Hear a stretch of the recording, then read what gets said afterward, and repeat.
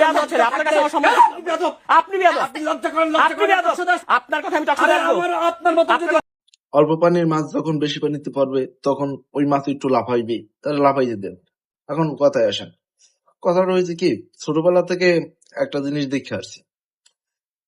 যখন আমি ক্লাস 4-5 পড়তাম তখন একটা স্বপ্ন ছিল যে একটু ক্লাস ক্যাপ্টেন হবো বা নেতামি একটু করবো, এটা একটা স্বপ্নই ছিল। যখন 6-এ উঠছিলাম তখন আলহামদুলিল্লাহ ক্লাস ক্যাপ্টেন হয়েছি।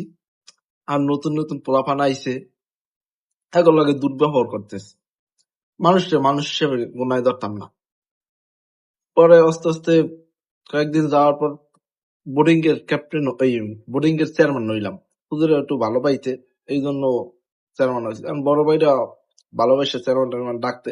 আর আমার মাত্রা আরো হাই হয়ে গেছে, আমি যার লাগে যেরকম মনে চাই এরকম ব্যবহার করতাম।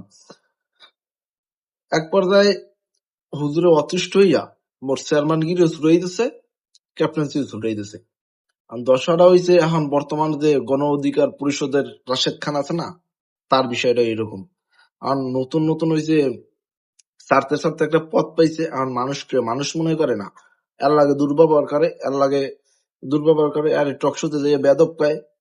এখন ওই যে একটা জাতা অবস্থা, কারণ অল্প পানির মাছ তো একটু বেশি পানিতে পড়ছে, তার একটা লাফালাফি একটু করবি, দেশ শেষে তো ভাবতে হইবে যে ওখান থেকে লাথি মারিয়ে বাইর করলে তার অবস্থাটা কি হইবে, এটা আমি এই চিন্তাই করতেছি, এটাই বারবার আমি চিন্তা করতেছি।